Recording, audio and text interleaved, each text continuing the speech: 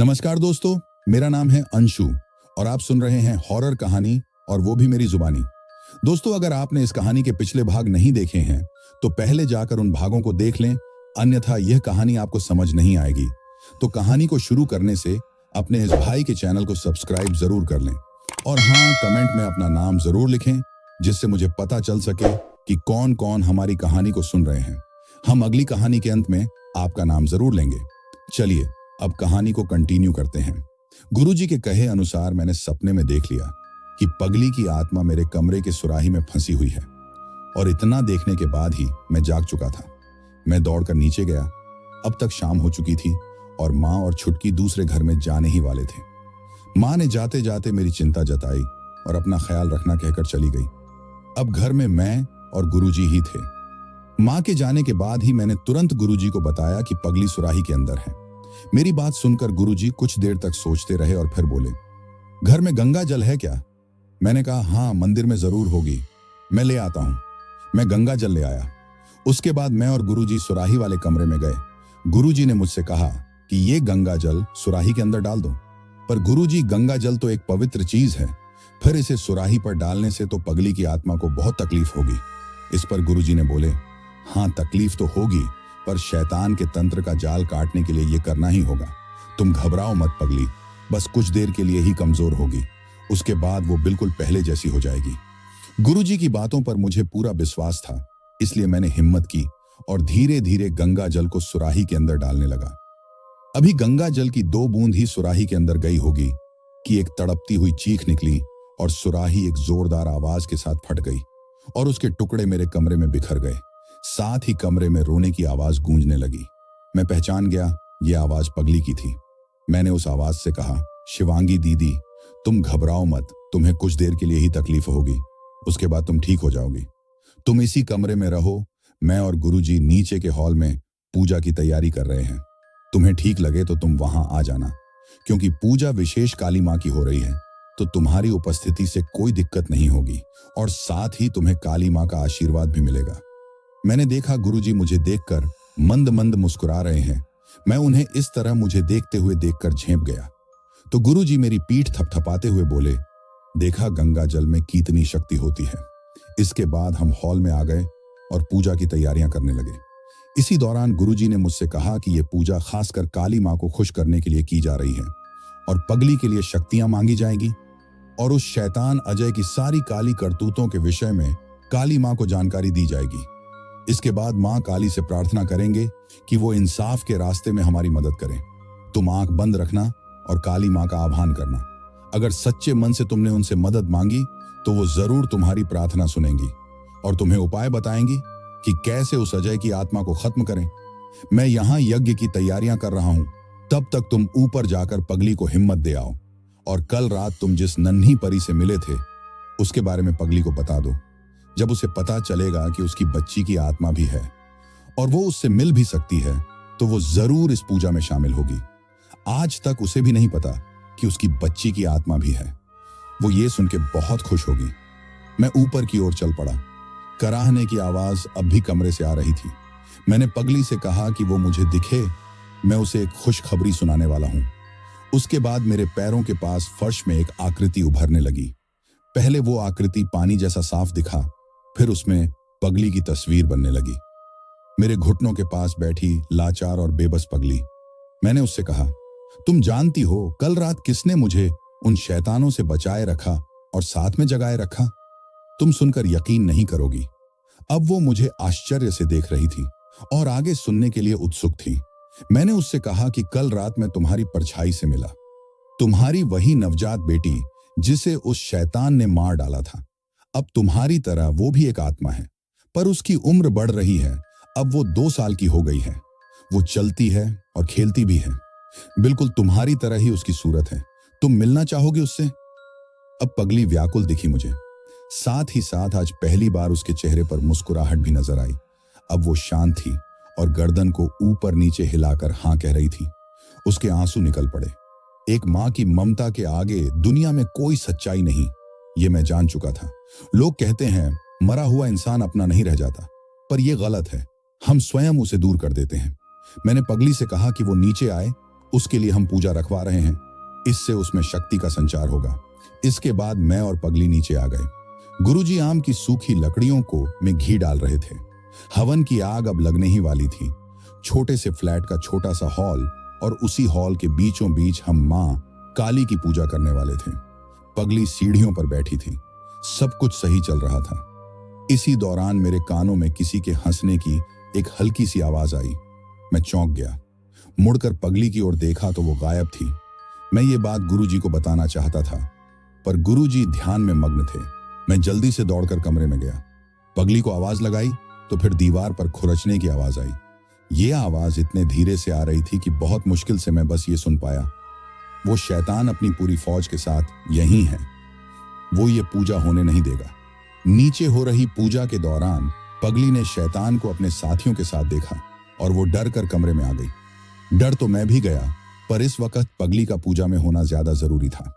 मैंने पगली को कहा कि वो ना डरे और मेरे आवाज देते ही वापस नीचे आ जाएं। इतना कहकर मैं वापस नीचे गया। मैं गुरुजी से पूछना चाहता था कि क्या शैतान की उपस्थिति में ये पूजा अच्छे से संपन्न होगी और पगली को कैसे बेखौफ नीचे बुलाया जा सके। मैंने देखा गुरुजी अब भी ध्यान में मग्न थे, पर मेरे उनके पास जाकर बैठने पर उन्होंने आंखें खोल दी। मेरे कुछ कहने से पहले ही उन्होंने मुझे चुप रहने का इशारा किया और मिट्टी के एक बड़े से दिए में तेल डालकर उसे प्रज्वलित किया। दिए को उन्होंने मुख्य द्वार के बीचों बीच रखा और उन्होंने मुझसे कहा कि गौर से दिए की रोशनी में देखो। मैंने जैसे ही गौर से दिए से हो रहे उजाले पर देखा तो तड़प कर भागती हुई रूह दिखी मुझे। एक दो नहीं, असंख्य। इस बार मन कुछ शांत हुआ तो मैंने पगली को आवाज लगाई। मुझे वो आते हुए तो नहीं दिखी, पर कुछ देर बाद हवा के एक झोंके के साथ उसने आहिस्ता से मेरे कानों में कहा, मैं यही हूं, पूजा शुरू करो। पगली की उपस्थिति में पूजा आरंभ हुई। गुरुजी मंत्र पढ़ते रहे और मैं मन ही मन मां काली को याद करता रहा। पर इस बीच मैं महसूस कर पाया कि कमरे के अंदर सब कुछ सामान्य नहीं है। तेज तेज हवाएं चल रही हैं। कमरे का हर सामान गिरकर टूट रहा है। मेरे अलार्म घड़ी से लगातार अलार्म बजने की आवाज आ रही है। टीवी अपने आप बंद चालू हो गया है। मेरा होम थिएटर भी शुरू हो गया और उसमें से बेढंगे भोजपुरी गाने बज रहे हैं। भोजपुरी गीतों का नंगापन और अश्लील शब्दों के चयन से चिढ़ है मुझे, पर आज वही सब गाने मेरे घर में जोर जोर से बज रहे थे। पता नहीं गुरुजी सुनेंगे तो मेरे विषय में क्या सोचेंगे। मेरा गुस्सा अब बर्दाश्त के बाहर हो रहा था। ध्यान छोड़ मैं जाकर होम थिएटर के टुकड़े टुकड़े कर देना चाहता था, पर उसी वक्त गुरुजी की कड़क आवाज गूंजी, विचलित मत हो नीलेश, ये दुष्ट आत्मा वही तो चाहती है, इसलिए तुम्हें क्रोध दिला रही है। तुम बस मां काली को याद करो और उनसे प्रार्थना करो कि वे हमें इस शैतान को खत्म करने के रास्ते बताएं। ध्यान एकत्रित करने के लिए तुम याद करो मां काली का साधारण रूप, जो कि मां दुर्गा कहलाती है। देखो उनके 10 हाथों में कौन कौन से यंत्र है। सोचो उनके रूप को, उनके श्रृंगार को। अब तुम्हें धीरे धीरे बाहर की आवाजें आनी बंद हो जाएंगी। तुम अपने मन के भीतर की आवाज सुन पाओगे और तुम्हारे हृदय से मां काली अपनी बात कहेगी। तुम्हें उस आवाज को सुनना होगा। गुरुजी की बातों ने काफी शांति दी मुझे। मैं अब मां दुर्गा अर्थात काली के बारे में सोच रहा था। बंद आंखों में मैं उन्हें देख पा रहा था। वो अब मुस्कुराते हुए मेरे पास आ रही थी। उनके दर्शन से मैं धन्य हो चुका था। मेरे दोनों हाथ अपने आप प्रणाम मुद्रा में आ गए। मैं उनके आगे नतमस्तक था। उनकी आवाज को मैं सुन पा रहा था। उन्होंने कहा कि तुम जितने शैतानों को मारोगे, वो उससे दुगुने शैतान को जन्म देगा। पहले तुम्हें उसे खत्म करना होगा। ये जीता जागता शैतान वही है जिससे तुमने पहली बार मदद मांगी थी। वो अब अपने खून को बचाने के लिए तुम्हें बर्बाद करना चाहता है। मेरा आशीर्वाद तुम्हारे साथ है। निडर होकर लड़ो, मैं हर पल तुम्हारी रक्षा करूंगी। इसके बाद धीरे धीरे मां काली का सौम्य चेहरा मेरी आंखों के आगे से ओझल हो गया और मेरी आंखों में एक नई तस्वीर उभरी। ये वही पुराना गार्ड था। मैं देख पा रहा था कि वो किसी अंधेरे कमरे में कैद है। उसके हाथों में जंजीरें बंधी थीं और उसके नंगे जिस्म में चाबुक की मार से पड़े गहरे निशान दिख रहे थे। उसके जिस्म का खून काला पड़ चुका था। मैं उसे साफ साफ देख पा रहा था। अधमरी हालात में वो कुछ बड़बड़ा रहा था। गौर से सुनने पर कुछ शब्द समझ आ रहे थे। मैंने कुछ नहीं किया। मैं बस उनको सब बता दिया जो मुझे मालूम था। मास्टर जी, मुझे बाहर निकालो, मैं बस मरने ही वाला हूं। मैंने कुछ नहीं किया। ये शैतान मुझे मार डालेंगे। इनके डर से मैं अपने ईश्वर को भी याद नहीं कर सकता। मुझे बचा लो। आंख खुल चुकी थी। गुरुजी, ये तो स्कूल का नया गार्ड था। इसी ने मुझे पगली की पहचान करवाई थी। वो किसी मुसीबत में है गुरुजी, इसकी मदद करनी होगी। मैं जाग चुका था ध्यान से, पर इस नए सदमे से मैं बेहाल होकर बड़बड़ा रहा था। मुझसे उस जीते जागते आदमी का दर्द देखा नहीं जा रहा था। गुरुजी ने किसी तरह मुझे समझाया कि अगली सुबह ही हम जाकर उस गार्ड के विषय में जानकारी लेंगे। ये कहकर राहत दी। गुरुजी ने कहा, पूजा सफल हुई। मां काली का आशीर्वाद तुम्हें मिल चुका है। अब तुम्हें कोई नहीं रोक सकता। बस कदम पीछे मत करना। अब तुम सो जाओ। गुरुजी की उपस्थिति में रात सुकून से गुजरी। सुबह के 6 बजे ही हम पहली बस से स्कूल की ओर निकले। गुरुजी ने कहा कि स्कूल जाने से पहले हमें उस नए गार्ड के घर जाना चाहिए, पता करना चाहिए कि वो कहाँ है। मैं गुरुजी के साथ उस नए गार्ड के घर की तरफ गया। बहुत पूछने के बाद हमें पता चला, बस्ती के बीचों बीच बने तालाब के किनारे उसका घर था। मिट्टी की दीवार और आम के पेड़ों से घिरा एक सामान्य सा घर, और उस घर के ठीक आगे एक और घर वर्षों से सुनसान पड़ा था। यह शायद पगली का घर था, जिसका जिक्र गार्ड ने मुझसे किया था। खैर, टीन के बने दरवाजे और लोहे के बने सांकल को जब हमने खटखटाया तो थोड़ी ही देर में अंदर से एक बूढ़ी विधवा औरत निकली। चेहरे पर उदासी और एक अच्छी खबर सुनने की लालसा बता रही थी कि उस घर में सब कुछ ठीक नहीं था। हमें देखते ही उन्होंने गुरुजी को प्रणाम किया और बहुत भोलेपन से पूछा, समीर मिला क्या?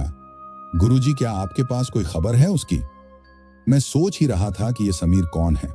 तब तक गुरुजी बोल पड़े, आपका बेटा जिंदा तो है, पर बहुत बुरी हालत में। हम उसे बचाने आए हैं। आप हमारी कुछ मदद कर सकते हैं क्या? इतना सुनते ही वो विधवा औरत जोर जोर से रोने लगी और कहने लगी कि कल रात मुझे सपना आया था कि कोई आएगा जो मेरे बच्चे को ढूंढ लाएगा। इस बार मैं मामला समझ चुका था कि समीर कोई और नहीं, वही नया गार्ड था जिसने मुझे पगली की सच्चाई बताई थी। मैंने तो उससे पहली मुलाकात में उसका नाम तक नहीं पूछा था, और शायद मुझे सब कुछ सच बताने की वजह से आज वो खुद किसी षड्यंत्र में फंस गया है। मुझे किसी भी तरह समीर को इन सब से बचाना ही होगा। अब मैंने समीर की माताजी से पूछा, काकी, क्या आप बता सकती हैं कि समीर को आखिरी बार आपने कब देखा था?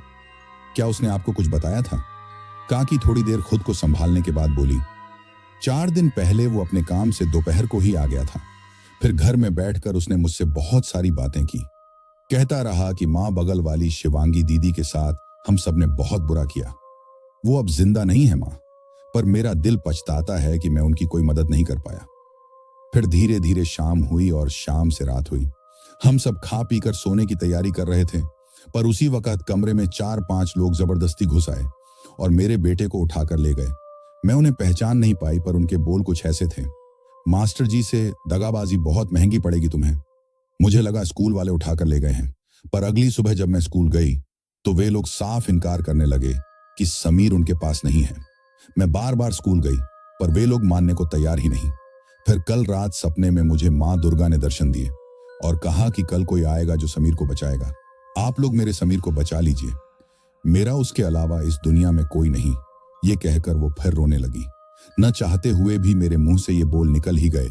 काश काकी, इस अकेलेपन का एहसास आपको शिवांगी के चेहरे में भी दिखता।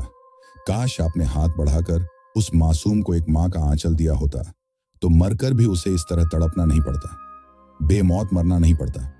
मैं भावनाओं में बहने ही वाला था, पर गुरुजी ने मुझे संभाला और हम स्कूल की ओर बढ़ गए। इस बार स्कूल के गेट में कोई गार्ड नहीं था। हम सीधे हेडमास्टर के कमरे में गए। हमें अचानक इस तरह देखकर उस नौजवान हेडमास्टर के चेहरे में डर की तस्वीर मुझे साफ साफ दिखाई दी। पर इस बार मैं वहां किसी झूठ के सहारे नहीं गया था जो चुप रहता। मैं इस बार सच जानने गया था। मैंने ऊंचे आवाज में उनसे बिल्कुल साफ लहजे में पूछा, हेडमास्टर जी, बिल्कुल सच सच बताइए, आपके स्कूल का गार्ड समीर कहाँ है? हमें उनसे मिलना है। इसके बाद गुरुजी ने हेडमास्टर से कहा, देखिए, मैं जानता हूं आप उतने भोले नहीं हैं जितने आप खुद को दिखाते हैं। अमेरिका जैसे महान और संपन्न देश में पढ़ाई पूरी करने के बाद भी आप खुद को तंत्र मंत्र से बचा नहीं पाए। पर अफसोस, आप इस तंत्र विद्या का गलत उपयोग कर रहे हैं। आप गौलत का साथ दे रहे हैं। इतना सुनने के बाद हेडमास्टर जी बहुत घबरा गए। इसके बाद उन्होंने मुझे और गुरुजी को अपने साथ चलने को कहा और हम उनके पीछे पीछे चल पड़े। इस बीच चुपके से मैंने मेरे मोबाइल का वीडियो कैमरा ऑन कर लिया और हेडमास्टर जी की सारी गतिविधियों को रिकॉर्ड करने लगा। हेडमास्टर जी हमें लेकर सबकी नजरें बचाते हुए अपने स्कूल के सबसे ऊपरी मंजिल में गए। ऊपरी मंजिल में बस एक ही कमरा था जो कि पूरा अंधेरे में गुम था और कमरे के अंदर सब कुछ जला हुआ था। उसके बाद हेडमास्टर जी ने कहा कि यह कमरा पहले एक लैब हुआ करता था, पर सफाई के दौरान जिस दिन उस पगली की मां इस कमरे में जलकर मर गई थी, उस दिन से यह कमरा भी बंद हो चुका है। यह सुनकर मैं तो चुप रहा, पर गुरुजी बोल उठे कि पगली की मां को जलाकर मार दिया गया था इसी कमरे में, क्योंकि इस स्कूल का बहुत बड़ा राज वो जान चुकी थी। मैं मन ही मन सोच रहा था कि गुरुजी कितने बड़े ज्ञानी हैं। जिन रहस्यों के बारे में मैं सोच सोच कर पागल होता हूं, वो सब तो गुरुजी पहले से जान जाते हैं। खैर, अब हेडमास्टर हमें लेकर उसी जले हुए कमरे को पार करते हुए एक दीवार के आगे खड़े हो गए और कुछ मंत्र बुदबुदाने लगे। साथ में अपने गले में पड़े लॉकेट को निकालकर चूमने लगे। दरअसल इस लॉकेट में यीशु मसीह की तस्वीर थी। मैंने अधिकतर क्रिश्चियन धर्म से जुड़े लोगों को ऐसा लॉकेट पहनते हुए देखा है। थोड़ी देर बाद मैंने देखा कि वो दीवार जिसके आगे हम सब खड़े थे और जो सामान्य ईंट और सीमेंट की बनी हुई दिख रही थी, वो धीरे धीरे कांच की दीवार में परिवर्तित होने लगी और कुछ ही देर में दीवार एक कांच के शीशे में बदल गई और बिना किसी तकलीफ के हेडमास्टर जी उस दीवार के पार चले गए। उनके पीछे पीछे गुरुजी भी अंदर गए और गुरुजी के पीछे मैं भी। पर मैं इस वक्त इतना ज्यादा अवाक था कि मैं वो बता नहीं सकता। ऐसा लगा एक जादुई दुनिया में कदम रखा था मैंने। पर धीरे धीरे इस कमरे की सच्चाई हेडमास्टर जी खोलने लगे। उन्होंने बताया कि इस स्कूल में पहले जादू सिखाया जाता था। क्रिश्चियन धर्म के अलावा भी हर धर्म के बच्चे इस स्कूल में जादू सीखने आते थे। उन्हीं दिनों बच्चों के समूह में से एक बच्चे ने बहुत मेहनत कर इस शीश महल को बनाया था, जो कि बाहर से तो आम कमरा ही दिखता है, पर अंदर से एक जादुई कमरा। स्कूल के लिए ये एक बड़ी उपलब्धि थी, इसीलिए इसे गुप्त ही रखा गया। पर कई सालों पहले इस स्कूल में एक बार डकैतों ने हमला किया।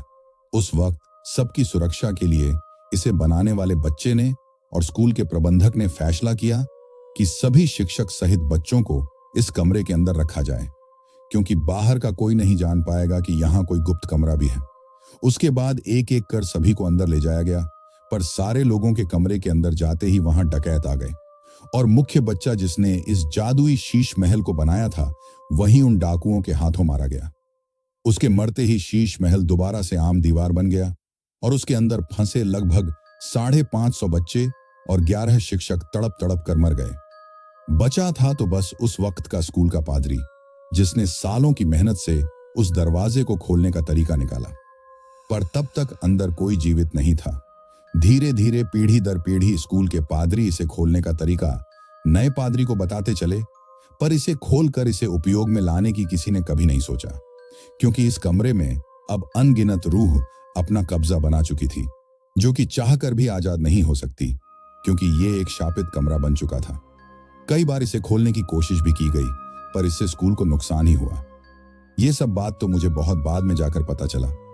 उस दिन जब आप स्कूल में शिवांगी की तलाश करने आए थे और मैंने आपको गार्ड के साथ मेरे घर भेजा था ताकि आप मेरे पिता से कुछ जानकारी ले पाएं, पर आपको तो सारी जानकारी उस गार्ड समीर ने दे दी और आप वहीं से अपने घर रवाना हो गए।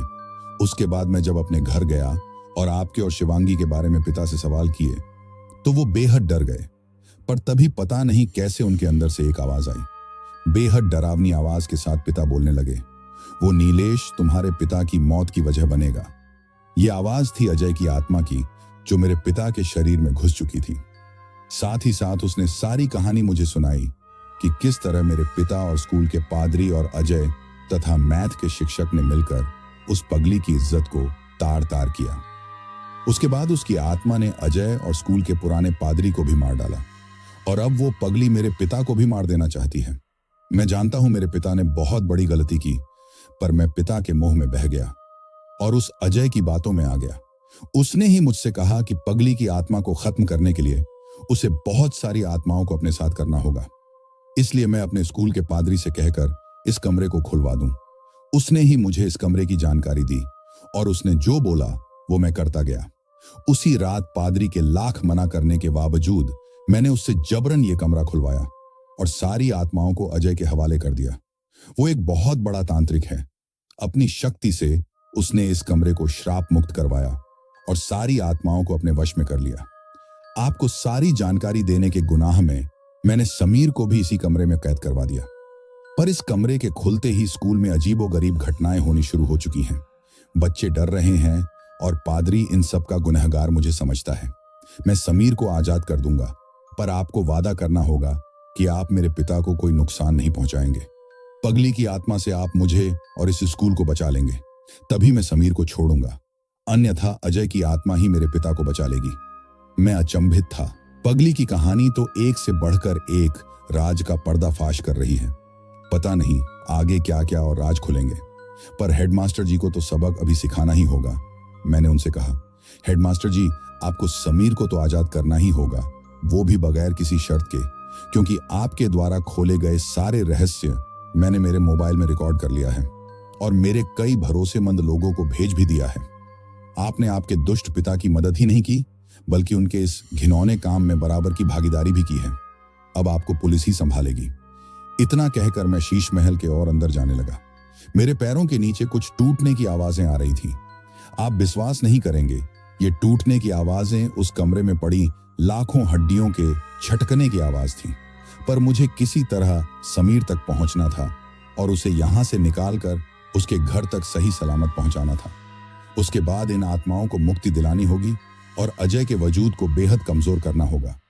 उसके बाद पगली को मुक्त करना होगा। हेडमास्टर जी मेरे फोन में अपने काले करतूतों का वीडियो देखकर डर गए थे। अब वो मेरे वश में थे। मैंने उनसे कहा कि वे अपने यहाँ के नए पादरी जी को बुलाए। हम उनसे मिलकर यह तय करेंगे कि कैसे इस शीश महल में कैद आत्माओं को मुक्त कर सकते हैं। कुछ ही देर में पादरी जी आए और गुरु जी के साथ बैठकर हमने ये तय किया कि इन आत्माओं की मुक्ति करने के लिए हमें 3 चीजें करनी होगी। पहली चीज, सबसे पहले इन सभी हड्डियों को एकत्रित कर उन्हें जलाना होगा, जो हिंदू रीति के अनुसार होगी। क्योंकि मरने वालों में सभी धर्म के लोग थे, इसलिए इनका अंतिम संस्कार हर तरीके से किया जाएगा। इसलिए सारी हड्डियों को जलाकर इनके 3 भाग करने होंगे। पहले भाग को हम गंगा नदी में मंत्र पढ़ते हुए विसर्जन करेंगे। दूसरी चीज, हड्डियों के अवशेष के दूसरे हिस्से को हम मस्जिद की पवित्र धरती के किसी कोने में नमाज और कुरान पढ़ते हुए दफन करेंगे। एवं तीसरे भाग को चर्च के किसी कोने में बाइबल पढ़ते हुए दफनाना होगा। इन तीनों तरीके से जब अंतिम संस्कार होगा तो इन सभी भटकती रूहों को मुक्ति मिल जाएगी। पर यह काम कल तक संपन्न करना होगा, ऐसा गुरुजी ने कहा था। शायद आने वाली किसी भयंकर तबाही का अंदाजा उन्होंने लगा लिया था। इस तरह उसी वक्त सबसे पहले हमने उन हड्डियों को एकत्रित किया जो कि पूरे शीश महल के कोने कोने में बिखरी पड़ी थी। वैसे ये काम इतना आसान भी नहीं था जितने आसानी से मैं यहां सुना रहा हूं। पहली बार जीवन में इतने सारे मानव कंकाल में एक साथ देख रहा था। हाथ पैर डर और घबराहट से कांप रहे थे। शीश महल बाहरी मौसम से भी ज्यादा ठंडा था, पर इस ठंडे कमरे में भी मेरे पसीने छूट रहे थे। गुरुजी और पादरी जी शीश महल के दरवाजे पे ही खड़े रहकर अपने अपने तरीके और मंत्रों से बुरी आत्माओं को अंदर आने से रोक रहे थे। मैं और हेडमास्टर जी मिलकर हड्डियों को एकत्रित कर बोरे में भर रहे थे। उसके बाद एक टेम्पो बुलाया गया और सारी हड्डियों को लेकर हम शमशान की ओर निकले। विधि पूर्वक सारी हड्डियों को जलाकर हमने इसके अवशेषों को 3 हिस्से में बांट लिया। इसके बाद तय हुआ कि मैं आज रात ही पहले हिस्से को लेकर बंगाल चला जाऊं और वहां दक्षिणेश्वर मंदिर के प्रांगण में बह रही गंगा नदी में जाकर किसी पुजारी को साथ लेकर हड्डियों के अवशेष को गंगा में बहा आऊं। इस पूरे कार्य को सफल करने में मुझे 5 दिन लगेंगे और पादरी जी तीसरे हिस्से को लेकर चर्च जाएंगे और हेडमास्टर जी मस्जिद जाएंगे और गुरुजी मेरे आने तक मेरे घर पे ही रुकेंगे और हर वो तैयारी करेंगे जिससे शैतान को खत्म किया जाए। मैं 5 दिनों की यात्रा के लिए तैयार था। अहमदाबाद स्टेशन में जब मैं ट्रेन में बैठने के लिए स्टेशन पर गया तो गुरुजी भी मेरे साथ ही आए और रास्ते में उन्होंने बताया कि मुझे बहुत सारी सावधानियां बरतनी होंगी। इन अवशेषों का ख्याल रखना होगा और साथ ही उन्होंने मुझे मिट्टी का एक छोटा सा घड़ा दिया और बताया कि इस घड़े में मुझे गंगा घाट की मिट्टी लाना है। मैं नहीं समझ पाया ये किस काम आएगा, पर मैं जानता था गुरुजी ने मंगाया है तो ये जरूरी होगा। ट्रेन में बैठने के बाद गुरुजी चले गए और कुछ देर बाद ही ट्रेन शुरू हो गई। धीरे धीरे ट्रेन ने रफ्तार पकड़ी और अपनी मंजिल की ओर बढ़ने लगी। थकान की वजह से मैं नींद में खोने ही वाला था, पर ठीक उसी वक्त कानों में एक हल्की सी खनखनाहट गूंजी। एक मर्दाना आवाज जो धीरे से कह गई, मैं सब कुछ बर्बाद कर दूंगा। इस आवाज ने मुझे डराया तो नहीं, पर समझा जरूर दिया था कि 5 दिन उतने आसान भी नहीं। खैर, उस आवाज को ज्यादा अहमियत न देकर मैं सो गया। ट्रेन के हिलने की वजह से मुझे नींद अच्छी आई, जबकि ज्यादातर लोग ट्रेन में अच्छी नींद ले नहीं पाते। खैर, ट्रेन में 2 दिन बीत चुके थे। आज रात लगभग 1:30 बजे मैं कलकत्ता पहुंचने वाला था। अभी रात के 8 ही बजे थे। मैंने ट्रेन के कैंटीन से अपने लिए खाना मंगवाया और खा पीकर रात 1 बजे की अलार्म लगाकर सो गया। मामूली नींद में नहीं, एक गहरे नींद में। ऐसी नींद जिसने मेरे कानों में लगातार बज रहे अलार्म तक की भनक नहीं पड़ने दी। अचानक मच्छरों के भिनभिनाहट से मेरी नींद खुली। नींद से जागकर होश में आने के बाद मैंने देखा मैं ट्रेन में अपनी सीट पर ही लेटा हूं, पर आसपास मेरे अलावा और कोई नहीं है। ट्रेन में बिजली की कोई सुविधा नहीं है। अंधेरे में ही अपने हाथ को टटोलकर मैंने घड़ी देखने की कोशिश की तो रेडियम मिश्रित मेरी घड़ी भी अंधेरे में सिमट चुकी थी। मोबाइल निकालकर समय देखने की कोशिश की तो वो भी बंद। अरे, ये सब क्या हो रहा मेरे साथ? ये ट्रेन चल क्यों नहीं रही और सारे पैसेंजर कहां गए? अब मैं ऊपर वाली बर्थ से नीचे उतर आया और अपने आसपास जिंदगी ढूंढने लगा, पर ऐसा लग रहा था जैसे मैं शून्य में पहुंच गया हूं। अंधेरे के सिवाय न कुछ दिखाई देता न सुनाई देता, पर हां, दूर कहीं पानी के जोर से बहने की आवाज मुझे सुनाई दे रही थी। ठीक वैसी ही आवाज जैसे कार या बाइक को पानी के प्रेशर से धोते वक्त उत्पन्न होती है। मैं खाली ट्रेन में चल रहा था, पर जब ट्रेन के भीतर कोई नहीं मिला तो मैं ट्रेन से उतर गया और पटरियों पर चलने लगा। मैं जहां उतरा वहां कोई प्लेटफॉर्म तक नहीं था, बस उबड़ खाबड़ पथरीली राह थी। जो कहां जा रही थी मैं नहीं जानता, पर मैं चलता रहा इसी उम्मीद में कि कहीं ना कहीं तो रोशनी जरूर मिलेगी। फिर शायद कोई जिंदा इंसान भी मिल जाए और मैं उससे पूछ पाऊं कि वक्त क्या हो रहा है और मैं हूं कहां। मेरे पीठ बैग में ही पड़े थे, हड्डियों के अवशेष जो बिल्कुल सुरक्षित थे। चलते चलते मैं कुछ दूर गया ही था कि मेरे पैरों में कुछ महसूस हुआ, कोई गीला गीला सा चिपचिपा द्रव्य। मुझे लगा शायद ये किसी गाय का गोबर होगा। बिना ज्यादा सोचे मैं चलता रहा। कुछ देर जाने के बाद मुझे रोशनी की एक हल्की सी झलक दिखी। अब मैं तेज कदमों से उस ओर बढ़ा तो थोड़ी देर में ही अब मैं उस रोशनी के सामने था। अच्छा, तो ये वॉशिंग डिपार्टमेंट है, मतलब यहाँ सभी ट्रेनों को धोया जाता है और उसके सही जगह पे पहुंचाया जाता है। तेज बह रहे पानी की आवाज भी शायद यहीं से आ रही थी। मैंने देखा 2 लोग थे जो उसी ट्रेन के पिछले हिस्से को धो रहे हैं जिस पर मैं सवार था। मैं उनके पास पहुंचा तो वे दोनों ही डर गए और मुझे घूर घूर कर ये समझने की कोशिश करने लगे कि मैं कोई इंसान हूं या भूत। अब मैं उन्हें क्या समझाऊं कि मैं भूत से भी बड़ा भूत हूं, जो अपनी पीठ पर ना जाने कितनों के हड्डियों के अवशेष को लेकर घूम रहा हूं। खैर, डर डर कर ही सही, उन दोनों ने मुझे ऊपर से नीचे तक घूरा और जैसे ही उनकी नजर मेरे पैरों में पड़ी, दोनों एक साथ चीख उठे। उनके चीखने की आवाज में डर था। मुझे लगा कहीं इन दोनों को डर के मारे मेरे पैर उल्टे तो नहीं दिखे, और उन्हें लगा कि मैं सच में कोई प्रेत हूं। जल्दी से मैंने हनुमान चालीसा पढ़ना शुरू किया ताकि उन्हें मालूम हो कि मैं इंसान ही हूं। अब वे कुछ सामान्य हो रहे थे, पर अब भी उनकी नजर रह रहकर मेरे पैरों में जा टिकती। अब मुझसे नहीं रहा गया और मैं उनसे पूछ ही बैठा, क्या आप दोनों को अब भी यकीन नहीं कि मैं इंसान हूं ना कि कोई भूत? डर से उनकी आवाज भी कांप रही थी, पर हिम्मत कर एक ने बोला, भाईजान, हनुमान चालीसा पढ़कर तो आपने ये सबूत दे दिया कि आप एक जीते जागते इंसान हैं, पर आपके पैरों में जो चीज लिपटी है उसका मालिक कहीं यहां ना आ जाए आपके पीछे पीछे। ये सोचकर हम घबरा रहे हैं। अब मैंने कहा, भाईजान भी बोलते हो और मजाक भी करते हो। क्या लगा है मेरे पैरों में जिसका कोई मालिक भी होगा? जरा टॉर्च की रोशनी इधर तो करो।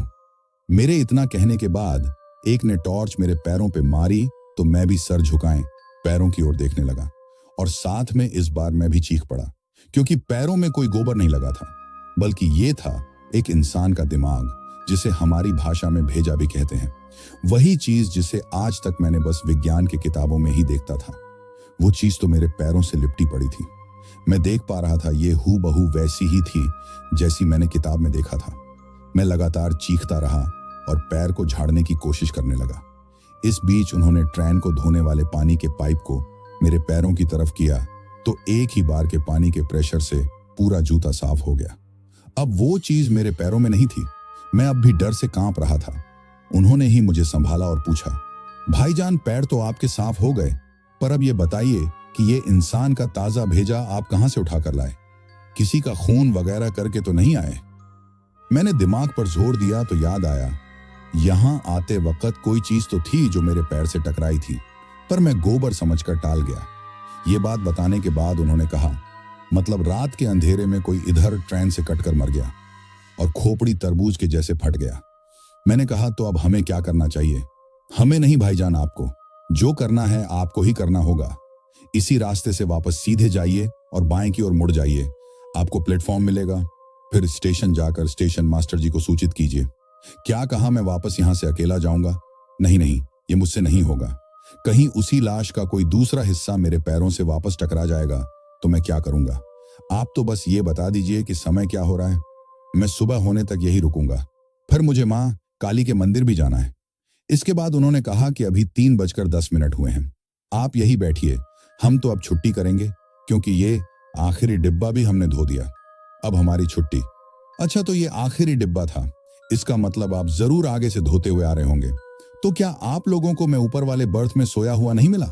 मेरे इतना पूछने पर दोनों के चेहरे लटक गए और बिना कुछ जवाब दिए ही वहां से जाने लगे।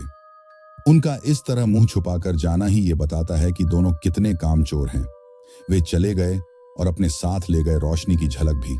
अब फिर से अंधेरा और मैं, पर अब तसल्ली ये थी कि 1 घंटे में ही सुबह हो जाएगी। बस इस अंधेरे में मुझे 1 घंटा गुजारना होगा। मैं ट्रेन के इंजन में बैठकर सुबह होने का इंतजार करता रहा।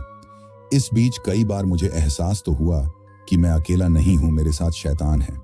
वो कभी हवा बनकर मेरे कानों के पास से तेजी से गुजर जाता और कभी खिलखिलाकर मेरे हालात पे हंसता। खैर, अब रोशनी होने ही लगी थी, तभी मेरे फोन की घंटी बजी। फोन गुरुजी ने किया था। उन्होंने कहा कि मंदिर पहुंचकर मंदिर के मुख्य गेट के पास ही मुझे पंडित उमाशंकर जी मिलेंगे। उसके बाद सारे काम होने तक मुझे उन्हीं के साथ रहना है। मैंने हाँ कहकर फोन रख दिया। मैं स्टेशन के रास्ते होकर बस स्टैंड की ओर निकल गया। जाते वक्त मैंने देखा रेलवे के कर्मचारी उस लाश को उठाकर ले जा रहे हैं। वही लाश 1 घंटे पहले जिसके दिमाग को मैं अपने पैरों में लपेट घूम रहा था। पास जाकर उस क्षत विक्षत लाश को देखने की मेरी हिम्मत नहीं हुई। मैं चुपचाप आगे बढ़ गया। स्टेशन से निकलकर सीधे बस स्टैंड पहुंचा और 5 नंबर की बस पकड़कर दक्षिणेश्वर कालीबाड़ी पहुंच गया। मैं पहली बार कलकत्ता आया था। इस भागम भाग शहर का एक कोना भी मैं नहीं पहचानता था, पर यहाँ के लोग काफी मददगार हैं। मेरे हिंदी सवालों का जवाब उन्होंने बंगाली में दिया, पर उनकी बोली में इतना अपनापन था कि मैं तो इस शहर से और इस शहर के लोगों से प्यार ही कर बैठा। बिना किसी परेशानी के मैं मंदिर पहुंच गया और मुख्य दरवाजे पर ही मुझे उमाशंकर जी मिल गए। उन्हें तलाशने में मुझे कोई असुविधा ना हो, इसलिए वो एक कागज के कार्डबोर्ड में अपना नाम लिखकर उसे लेकर ही खड़े थे। उमाशंकर जी एक छोटे कद के हष्ट पुष्ट, रंग से सफेद और आंखों का रंग नीला, चेहरे पे तेज थी। बड़े गर्मजोशी से वो मुझसे मिले और हिंदी और बंगाली भाषा को मिक्स कर वो मुझसे बातें करने लगे। उन्होंने बताया कि सबसे पहले मुझे गंगा जल में स्नान करना है और फिर मंदिर में पूजा करके वापस गंगा नदी में उतरकर विधि पूर्वक हड्डियों के अवशेष को विसर्जित करना होगा। ये कहकर उन्होंने मुझसे मेरा बैग मांगा और कहा कि तुम गंगा नदी के भीतर जाकर नहा लो, तब तक मैं बैग लेकर यही रुकता हूं। मैं पीठ के बैग उतारकर उन्हें देने ही वाला था कि तभी मेरे फोन की घंटी बजी। गुरुजी ने फोन किया था। जैसे ही मैंने हेलो कहा, उधर से एक घबराई हुई आवाज आई, नीलेश बैग तुम्हारे पास ही है ना? जी गुरुजी, मेरे पास ही है, पर आप इस तरह क्यों चिंतित हो रहे? गुरुजी ने कहा कि तुम जिसके साथ हो वो उमाशंकर जी नहीं है। उस शैतान को गलती से भी बैग मत देना, वो तुम्हें छलने आया है। पर अभी अभी तो उन्होंने मुझे विसर्जन करने के तरीके बताए। इतना कहकर जैसे ही मैंने उमाशंकर जी की तरफ देखा, उनकी नीली आंखें और ज्यादा गहरी नीली हो गईं और अंदर की ओर धंसने लगी। होठों पर एक कुटिल बेशर्म मुस्कुराहट उभरी और पल में वो गायब हो गया। इसका मतलब शैतान मुझसे हड्डियों के अवशेष को लेने आया था ताकि उसके साथ ही आत्माओं की मुक्ति न हो पाए और वो सब उसके बुरे काम में मदद करें। कुछ देर तक तो मैं निशब्द रहा। फिर मैंने गुरुजी से कहा, गुरुजी आपने तो सही समय पर सब कुछ बचा लिया। गुरुजी ने मुझसे कहा कि शैतान पादरी जी को और हेडमास्टर जी को भी इसी तरह बार बार रूप बदल बदल कर परेशान कर रहा है। और फिर जब उमाशंकर जी ने मुझे फोन कर बताया कि तुम नहीं पहुंचे हो तो मुझे तुम्हारी चिंता हुई। खैर, अब तुम जल्दी से गेट के पास पहुंचो और उनसे मिलकर जल्दी से काम खत्म कर शाम की ट्रेन से निकल जाओ। मैं कल से यहां पूजा पर बैठ रहा हूं। परसों रात तक तुम गंगा नदी के किनारे की मिट्टी लेकर पहुंचोगे। इसके बाद हमारा काम संपन्न होगा। इस बार भी जब मैं गेट के पास पहुंचा तो उसी रूप में मुझे उमाशंकर जी मिले, पर उनकी आंखें नीली नहीं थीं। साथ साथ उन्होंने मुझसे मिलते ही सबसे पहले ईश्वर का नाम लिया। उनके गले में भी कई तरह की मालाएं थीं, जिनमें देवी देवताओं की तस्वीर लगी थी। साथ ही वे रुद्राक्ष धारण किए हुए थे, और सबसे बड़ी बात, वे मेरे साथ ही गंगा नदी में उतरे और सारे नियम समझाते हुए विधिवत कार्य संपन्न किए। गंगा किनारे हमने मिट्टी को छोटे से घड़े में भरी। उसके बाद हमने मंदिर में पूजा की और पास के ही एक बंगाली होटल में भोजन किया। उसके बाद वो मुझे दोबारा स्टेशन छोड़ आए। 2 दिन मुझे वापस आने में भी लगे। शाम के 5 बजे मैं अपने फ्लैट के कमरे में पहुंचा तो कमरे की हालत देखकर यकीन ही नहीं हुआ कि ये मेरा ही घर है। पूरे घर को सुंदर फूलों और सितारों जैसे लाइट से सजाया गया था, और गुरुजी नए कपड़े पहनकर पूजा में लीन थे। कमरे में घुसने से पहले ही गुरुजी जाग गए और मुझसे बोले कि नीलेश, घर में घुसने से पहले नए कपड़े पहन लो, बाहर ही दरवाजे के पास पड़े हैं। मैं नए कपड़े पहनकर जब घर के अंदर घुसा तो घर को एक अलग ही सकारात्मक शक्ति से कवरेज पाया। पूरे घर में चंदन की खुशबू फैली हुई थी। गुरुजी ने मुझे बैठने को कहा और बताया कि शैतान की आत्मा को कैद कर लिया गया है। वो दूसरे कमरे में कैद है। पादरी जी वहां अपने मंत्रों से उसे बांध कर रखे हैं। पगली मंत्र और इतनी ज्यादा रोशनी की वजह से डरी हुई है, तो वो इसी घर में कहीं छुपी है। तुम उसे बुलाओ, फिर उसी के सामने हम शैतान को गंगा की मिट्टी में कैद करेंगे। क्योंकि कीचड़ से उसे डर लगता है, तो वो कभी उस कीचड़ के अंदर से निकल नहीं पाएगा। फिर पगली की हड्डियों को श्रृंगार की वस्तुएं दान करके जलाकर उसे भी मुक्त करना होगा। इससे पहले तुम्हें पगली की बेटी को यहां बुलाना होगा। नन्ही गुड़िया एक जोड़े पायल के लालच से आएगी, क्योंकि उसे पायल पसंद है। अब तुम एक काम करो, सबसे पहले जाकर पगली को ले आओ, तुम्हारे बुलाने पर ही वो आएगी। मैं दौड़कर अपने कमरे में गया और पगली को आवाज लगाई तो उसने उसी तरह से मेरे पुकार का जवाब दिया जैसे वो देती है हमेशा। दीवारों को खुरच कर उसने कहा कि वो अपनी बेटी से मिलना चाहती है, उससे मिलकर वो चली जाएगी। उसने वादा किया कि नन्ही परी को देखकर वो पूजा में शामिल हो जाएगी। उसे शक था कि शायद इस पूजा के दौरान उसे भी विदा कर दिया जाएगा, बगैर उसकी बच्ची से मिलाए। अब नन्ही परी को बुलाना जरूरी था। मैंने गुरुजी से पायल मांगी, जिसे गुरुजी पहले से ही खरीद कर ले आए थे। मैं पायल लेकर सीधे बालकनी के नीचे गया और हाथों को हिलाकर पायल बजाने लगा। काफी देर तक पायल के बजाते रहने के बाद भी जब नन्ही परी नहीं आई तो मैं काफी निराश हो गया और वापस घर के अंदर जाने के लिए मुड़ा। पर तभी कोई अदृश्य शक्ति आई और मेरे हाथों से पायल छीन कर ले गई। मुझे समझ आ गया कि ये शरारत जरूर नन्ही परी की ही होगी। मैंने उससे कहा कि मैं जानता हूं तुम कौन हो, तुम तो मुझे जानती हो। चलो अब सामने आओ, मैं तुम्हें तुम्हारी मां से मिलवाने आया हूं। चलो मेरे साथ, डरना मत, मैं तुम्हें कुछ होने नहीं दूंगा। मैं नीलेश हूं, तुम मुझे मामा कहकर बुलाना। इसके बाद मैंने देखा कि धीरे धीरे नन्ही परी मेरे सामने आई और खुद ही मेरा हाथ पकड़कर मुझे अंदर ले जाने लगी। नन्ही परी आगे आगे और मैं उसके पीछे। जैसे ही हम घर के अंदर पहुंचे, पगली वहीं मिली, दरवाजे पर बेसब्री से नन्ही परी का इंतजार करते हुए। नन्ही गुड़िया ने मेरा हाथ छोड़ पगली को गले से लगा लिया और पगली उसी वक्त चीख चीख कर रोने लगी। काफी देर तक दोनों गले से लगे रहे और फिर नन्ही परी पगली की गोद में जा बैठी और पगली ने मेरी तरफ देखकर अपने हाथ जोड़ लिए। उसकी आंखों में अब बस ममता दिखाई दे रही थी। पगली से अनुमति मिलने के बाद मैं और गुरुजी शैतान वाले कमरे में गंगा की मिट्टी लेकर गए। शैतान लाचार बिस्तर पर सर झुकाए बैठा था। पादरी जी लगातार बाइबल पढ़ रहे थे और शैतान आज कमजोर हो चुका था, इतना कि वो किसी तरीके से कोशिश भी नहीं कर रहा था खुद को छुड़ाने की। आखिरी बार जब वो पगली और उसकी बेटी को देख पाया तो उसकी नीली आंखों में पछतावा साफ नजर आया। पर उसने जो गुनाह किया था वो किसी भी तरह से दयनीय नहीं हो सकता। गुरुजी ने मां काली को याद किया और मैंने आंखें बंद कर ली। मेरी आंखों के सामने अब मां काली थी। उन्होंने आते ही शैतान को घड़े में जाने की आज्ञा दी और शैतान जोर जोर से गले फाड़कर रोते हुए मां काली से विनती करने लगा कि उसे मुक्त कर दिया जाए। इस गंगा की मिट्टी में फंसकर वो सदियों तक तड़पता रहेगा। पर मां काली ने उसकी एक न सुनी और बहुत ही क्रोध से वो शैतान की ओर बढ़ने लगी। इससे पहले कि वो शैतान को छूती, एक हवा का झोंका बनकर शैतान उस घड़े के अंदर चला गया। सब कुछ एक झटके में खत्म हो गया। शैतान जिस घड़े में गया उसे अभिमंत्रित धागों से पूरी तरह बांधा गया और फिर उसे उसी बालकनी के नीचे गहरे गड्ढे में डाल दिया गया। इस तरह शैतान खत्म हुआ। उसके बाद मैं पगली से मिला तो उसने कहा कि इससे पहले कि मैं अपनी बेटी के मोह में बंध जाऊं, तुम मुझे मुक्त कर दो और मुझसे वादा करो कि इसके 21 साल होने तक तुम इसे अपने आसपास ही रखोगे। इसे बुरी राह पर जाने मत देना। इतना कहकर पगली चली गई, पर उसकी सिसकियां मेरे कमरे में फिर एक बार गूंज गईं। उसके बाद हमने पगली की हड्डियों को श्रृंगार की चीजें दान कर उसको जलाकर उसे पूरी तरह मुक्त किया।